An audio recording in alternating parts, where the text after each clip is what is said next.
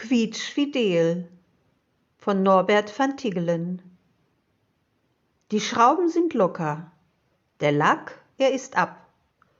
Doch dir ist das Schnuppe, sagst Pappelapapp.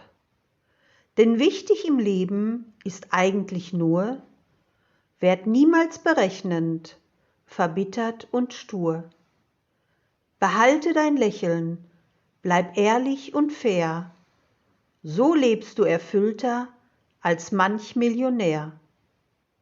Versuche dein Wohlsein dir selber zu schmieden, denn nur der Fidele lebt gern und zufrieden.